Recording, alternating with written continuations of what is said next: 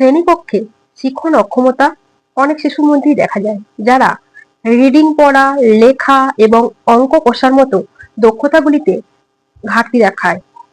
Teacher, parent উভয়ই তাকে শেখানোর দক্ষতার কার্যকরী ভূমিকাতে বারে বারে ব্যর্থ হন এবং বিভিন্ন রকম বাধার সম্মুখীন হতে হয়। ডিসলেক্সিয়া, ডিসক্যালকুলিয়া, ডিসপেক্সিয়া এই ধরনের শিখন অক্ষমতাগুলো শিশুদের মধ্যে দেখা যায়।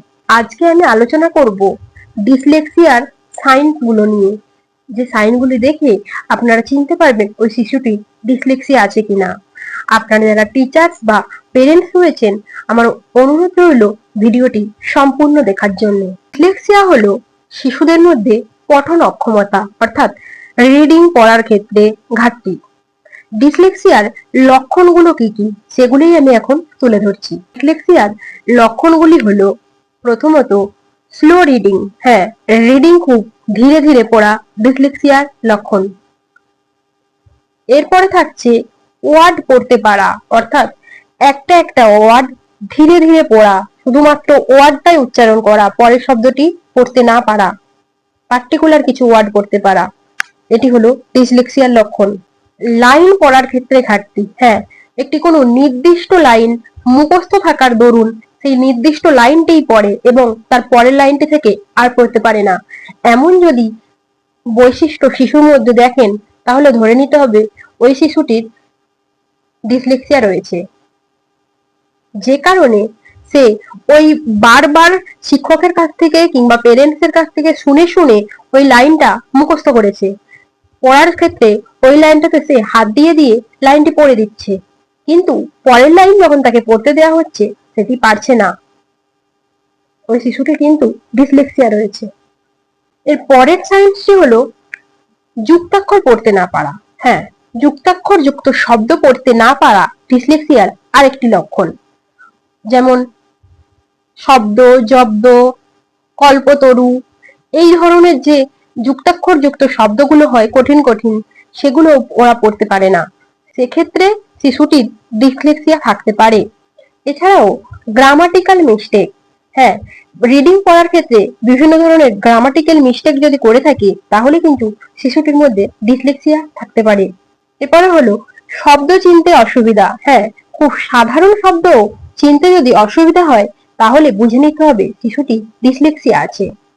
বর্ণ চিনতে অসুবিধা, এটিও কিন্তু ডিসলেক্সিয়ার বৈশিষ্ট্য।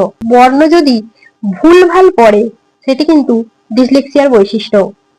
কোনো একটি নির্দিষ্ট শব্দ বারবার ভুল বলা, হ্যাঁ কোনো নির্দিষ্ট শব্দ বলে দেওয়ার পরেও যদি সে সেটা ভুল উচ্চারণ করে থাকে বারবার, তাহলে হতে পারে ওই শিশুটি ডিসলেক্সিয়া আছে। লেখার সময় কোনো শব্দ বাদ দিয়ে যাওয়া, হ্যাঁ কোনো লাইন লিখতে দেওয়া হলে নির্দিষ্ট কিছু শব্দ বাদ চলে গেলে বুঝে নিতে হবে যে শিশুটির মধ্যে ডিসলেক্সিয়া আছে। লেখার ক্ষেত্রে, লাইন লেখার ক্ষেত্রে যদি দেখা যায় কোনো শব্দ সে বাদ দিয়ে দিয়ে লিখছে, সেক্ষেত্রে কিন্তু ওই শিশুটির ডিসলেক্সিয়া আছে। এছাড়া হলো ডান বাম বুঝতে না পারা, হ্যাঁ কোনটা ডান হাত কোনটা বাম হাত কিংবা ডান সাইড কোনটা, ডান বাম দিক কোনটা, এই রকম যদি বুঝতে না পারে সেক্ষেত্রে শিশুটির কিন্তু ডিসলেক্সিয়া থাকতে পারে।